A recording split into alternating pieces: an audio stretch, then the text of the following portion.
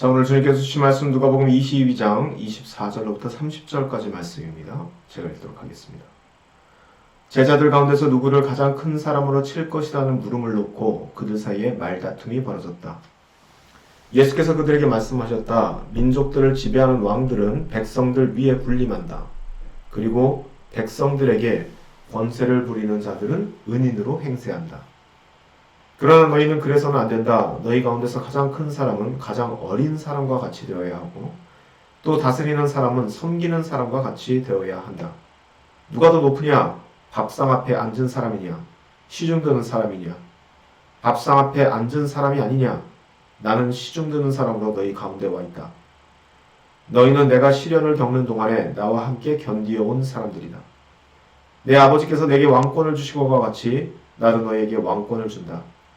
그리하여 너희로 하여금 내 나라에 있으면서 내 밥상에서 먹고 마시게 하고 보좌에 앉아서 이스라엘의 12지파를 심판하게 하겠다.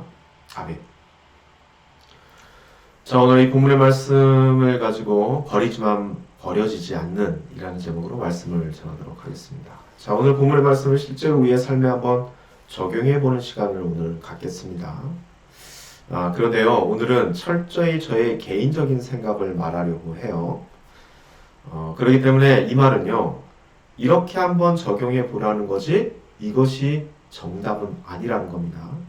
자, 그냥 이런 식으로 해보면 된다라는 거를 말씀드리고 싶은 거예요. 왜냐면은 사실 저는 말씀의 그 진리의 그 말씀을 전하는 것도 굉장히 중요하지만 무엇보다 지금 우리 새벽의 시간은 그 말씀을 적용해 보는 것이 제일 중요하다고 생각하거든요.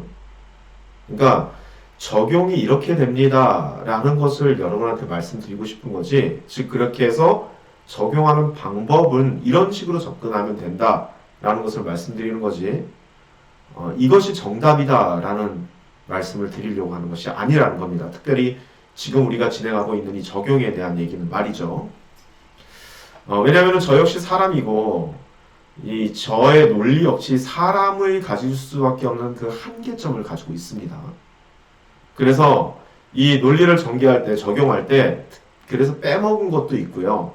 미처 제가 생각하지 못하는, 제 생각이 미치지 못하는 그런 것도 있다는 겁니다.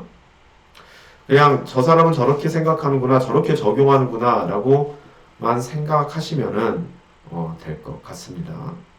특별히 저는 이 힘이라는 이 하나의 단어를 가지고 적용을 해봤고요. 왜냐하면 예수님께서 왕과 그리고 그 은인에 대한 얘기를 하실 때 그것이 바로 힘에 대한 얘기고 그 힘을 통해서 차지한 그 포지션에 대한 얘기로구나 라고 접근을 하기 때문에 저는 힘이라는 관점 안에서 오늘 좀 적용을 해보도록 하겠습니다.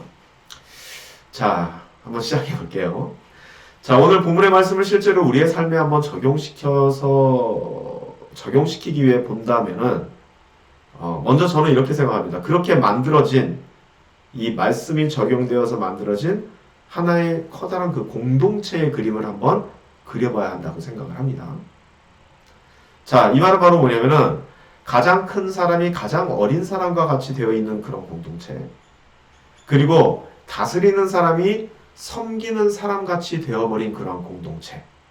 자, 그런 공동체가 있다면은 그러한 공동체의 모습이 어떻게 그려질까라는 것을 생각해 보자는 겁니다.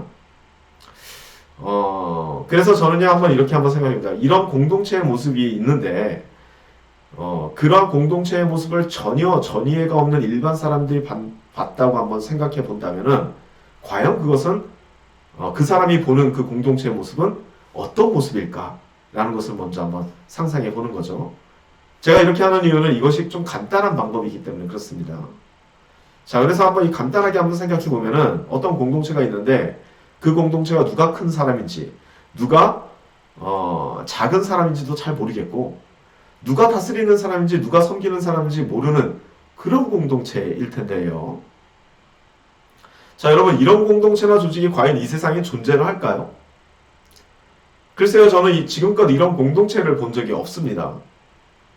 그런데 이런 생각을 해볼 수 있을 것 같아요. 이런 공동체가 만일 교회라면은 그게 어떤 모습일까라는 건 말이죠. 모든 사람이 섬기고 모든 사람이 섬김을 받는 그런 공동체가 이런 공동체겠죠. 그렇다면 이런 그림이 그려집니다. 일단 그 공동체는요, 누가 목사인지, 누가 장로인지, 누가 일반 성도인지 그 차림새나 나이를 감안하지 않으면은 도통 첫눈에 알아볼 수 없는 그런 모습이겠죠. 그렇죠. 모두 다 섬기고 모두 다 섬김을 받으니까 말이죠. 그리고 이런 생각도 해봤습니다. 무슨 어려운 일이 생기면은 다 같이 들려들어서 자신의 일인 것처럼 함께 아파하고, 무슨 좋은 일이 생기면은 다 자기 일인 것처럼 기뻐하는 그런 공동체가 그려질 겁니다. 자, 왜냐하면 거기는 섬김이 섬기는 자가 곧 섬김을 받고 또 섬김을 받는 자가 섬겨주는 그런 공동체이기 때문입니다. 자, 여러분, 그런 공동체는 본 적이 있습니까? 그런 교회를 본 적이 있습니까? 네, 이 정도까지 얘기하니까 그 비슷한 모습은 본 적은 있는 것 같죠? 우리 교회도 분명히 그런 적이 있었고요. 그런데 그런 모습이요, 여러분, 오래 유지되지는 않습니다. 여러분도 겪어봤고 저도 겪어봤기 때문에 이것이 왜 오래 유지되지 않는지에 대해서는 여러 가지 생각이 들 겁니다. 저는 그 이유를 딱 크게 러프하게 딱 두 가지로 한번 생각해 봤습니다. 첫 번째로 그 이유는요, 그것이 오래 유지되지 않는 그 이유는 첫 번째로 몇몇 사람들에게 힘이 실리게 된다는 겁니다. 아무리 처음의 모습은 그렇다고 치더라도요.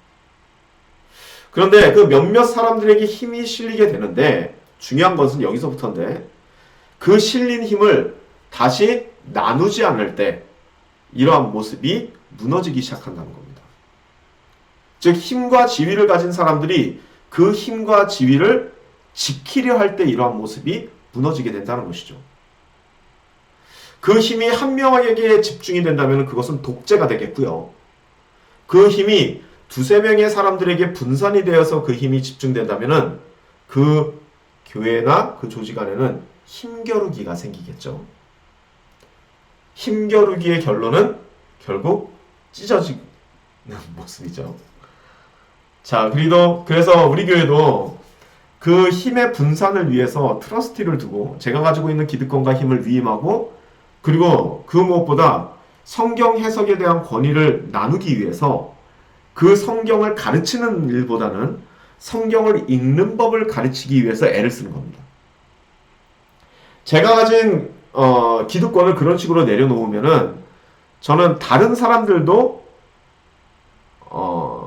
그렇게 할 거라고 생각했는데 생각보다 그게 안 돼요. 그쵸? 오히려 제가 내려놓은 그 힘을 자신의 것으로 주워서 취하는 사람들이 생긴다는 겁니다. 그래서 결국은 찢어지는 거예요. 힘이 분산이 되는데 그게 다른 몇몇에게 집중되기 때문입니다. 그렇기 때문에 그럴 바에야 그냥 힘 있는 사람이 계속 힘을 유지하는 방법을 취하는 거죠. 그렇기 때문에 거의 모든 교회에서 그런 방법을 취하죠. 왜냐하면 힘을 나누기 시작하면은 그 힘을 주워 가진 사람들이 이 교회를 시끄럽게 하기 때문에 그렇습니다. 그런데요, 여기서 더 큰 문제가 생기는데 여기서 두 번째 이유가 생기게 되는 겁니다. 자, 두 번째 이유는요, 힘 있는 사람들이 가지고 있는 그 문제 이상의 문제가 하나 있기 때문입니다. 왜냐하면 그 힘이 있는 사람들에게 자신의 힘을 위임하는 사람들이 생기기 시작한다는 겁니다. 여러분, 그 자신의 힘을 위임하는 이유는요, 그러한 사람들은요, 그렇게 하는 이유는 딱 하나입니다. 힘 있는 사람에게 얹혀가겠다는 거죠. 자, 여러분 자세히 보면요, 힘 있는 사람들은 앞장서는 사람들 아닙니까? 그렇기 때문에 모든 화살을 맞습니다. 그렇기 때문에 화살 맞기 싫은 사람들은 그냥 몇몇 힘 있는 사람들 중에 한 명을 선택해서 그 사람에게 그 힘을 위임하죠. 왜냐면 나는 화살 맞기 싫으니까.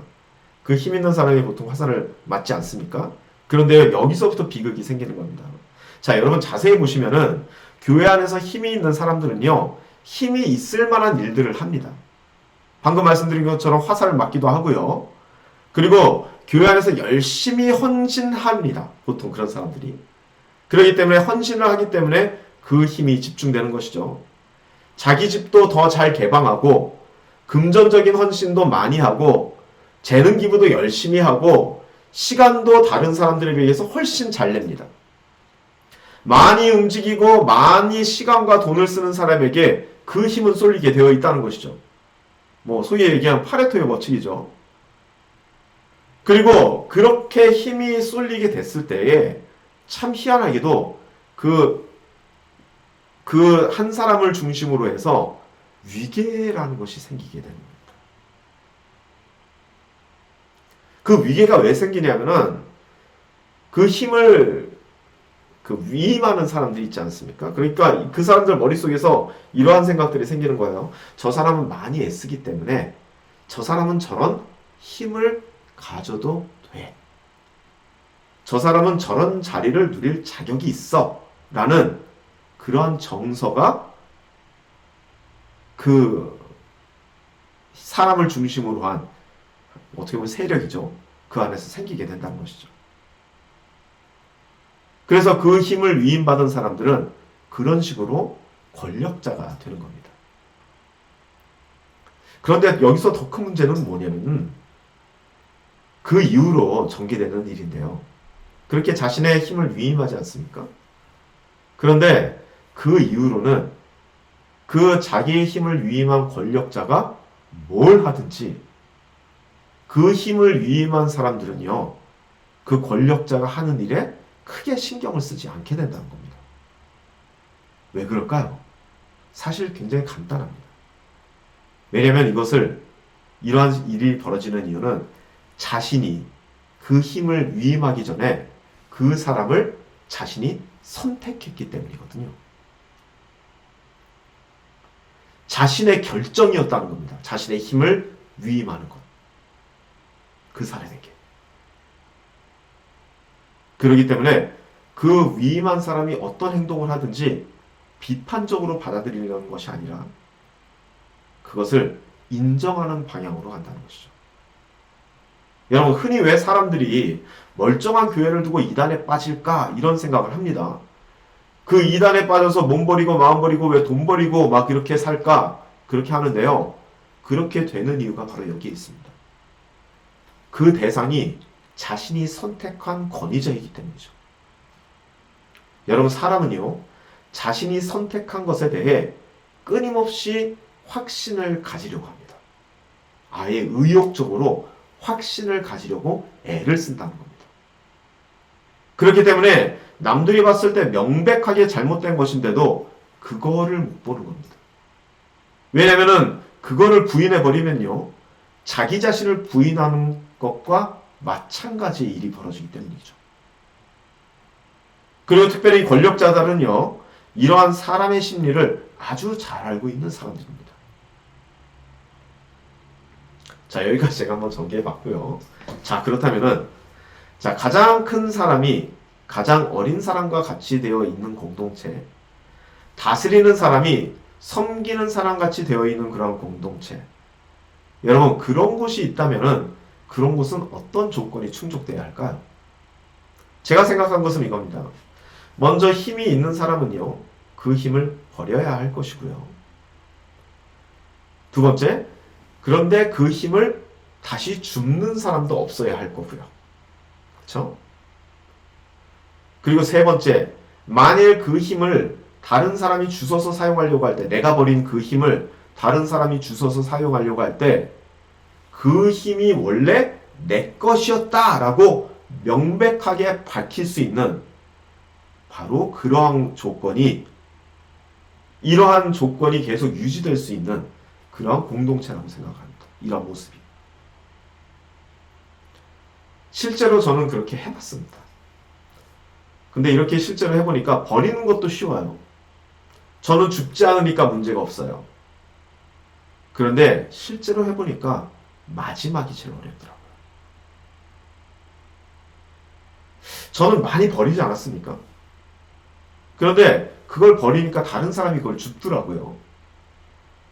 그런데 그거를 하지마! 이렇게 제가 얘기하기가 힘든 거예요. 왜냐하면 그 명령이 마치 줬다가 뺏는 것처럼 보여지기 때문이죠. 실제로 제가 몇 번 해봤거든요. 줍지 말라고. 그랬더니 뭐 줬다 뺏는 거야 라는 그러한 말하기도 하고, 주변에 있는 사람들이 또 저 양반 뭐야, 줬다 다시 뺏는 거야? 이런 시선으로 바라보고 있는 것을 제가 느꼈다는 겁니다. 그런 오해를 사게 되는 거예요. 그런데 지금 돌이켜 생각해 보면요, 그런 오해를 사더라도 그냥 줍지 말라고 그럴 걸 이라는 후회가 든다는 겁니다. 자, 여기까지 제가 전개해 본 겁니다. 참 쉽지 않습니다. 예수님이 말씀하신 그 공동체가 쉬우면은 너희는 절대로 그러면 안 된다라고 예수님이 말씀하셨겠습니까? 그냥 단순히 이것을 그냥 좋은 얘기로구나 라고 생각하면서 받아들이면서 이거를 받아들이면은 사실 전혀 문제가 되진 않아요. 안 하면 되거든요. 머릿속으로만 들고 하고 가지고 있고. 근데 막상 해보면은요, 그 안에는 정말 별의별 일들이 다 생기는 것을 경험할 수 있습니다. 이런 식으로 여러분이 한번 해보시라는 겁니다. 과연 어떤 일이 벌어질까? 이것이 현실로 가능할까라는 그런 생각 말입니다. 자, 오늘 여러분 이 새벽 시간에 여러분에게 이 말씀이 도움이 되는지 모르겠습니다. 하지만 중요한 것은 제가 전개한 논리가 아닙니다. 여러분이 실제로 이런 것을 한번 해보는 겁니다. 머릿속으로 한번 시뮬레이션을 돌려보시고, 그리고 실제로 한번 조금 해보십시오. 어떤 일이 벌어지는지. 그러면요, 결론이 나옵니다. 내일은 제가 내린 그 결론을 여러분과 얘기하겠습니다. 왜 예수님께서 이 12제자에게 26절 이후로 나오는 약속을 하시는지, 그것이 너무너무 잘 이해가 됩니다. 실제로 해보면 말이죠. 그래서 우리가 소망을 둘 곳이 과연 어디일지 명백하게 결론이 나옵니다. 그렇기 때문에 여러분에게도 한번 해보라고 말씀드린 겁니다. 자, 오늘 이 새벽의 시간, 이 제 생각이 그냥 여러분에게 하나의 도전이 됐으면 좋겠습니다. 이렇게 하나님의 말씀은, 예수님의 말씀은 삶 속에 적용해 보는 겁니다. 그렇게 한번 해보는 거고요. 그렇게 용기 있는 저와 여러분이 되시기를 간절히 소망합니다. 기도하시겠습니다. 우리의 삶의 주권자가 되시는 하나님 아버지께서 주시는 말씀 이 땅에서 실현하기에 참으로 어렵다는 것을 경험합니다. 하지만 어려운 것으로 끝나는 것이 아니라 실제로 해보면은 그 안에서 깨달아지는 것이 참으로 많습니다. 이것은 현실적으로 불가능하다라는 결론으로만 끝나는 것이 아닙니다. 그것을 통해서 사람이 얼마나 완악한 존재인지를 깨닫게 되고, 그리고 내가 기대할 것이 사람이 아니라 하나님이라는 것을 다시 한번 마음속에 새기게 되고, 그리고 그렇게 사람에 대한 기대가 오히려 사람을 향한 사람에 대한 기대가 사라지는 것이 오히려 사람에 대한 사랑과 그리고 무조건적인 헌신의 시작이라는 것을 경험하게 됩니다. 내 마음대로 그 사람을 이용하려고 하는 것이 얼마나 덧없는 일이며, 그리고 또한 사람들이 내 마음대로 되지 않는 것이 너무나도 자연스러운 일이라는 것을 우리의 삶 속에서 빨리 깨닫게 됩니다. 그런 것들 우리 지체들이 모두 소유하기를 원합니다. 그래서 헛된 꿈을 쫓는 것이 아니라 하나님께서 약속하신 이 하늘나라를 이 땅에서 누리기를 원합니다. 그렇게 완벽하지는 않았지만 부분적인 그 하나님의 나라를 누리면서 앞으로 우리가 완벽하게 누리게 될 그 하나님의 나라를 꿈꿀 수 있는 우리 드림교회 지체들이 되기를 원합니다. 그렇게 오늘 하루도 말씀을 적용하면서 살아갈 수 있는 우리 드림교회 지체를 되게 하여 주옵소서. 예수님의 이름으로 기도드립니다. 아멘. 다 같이 기도하시겠습니다.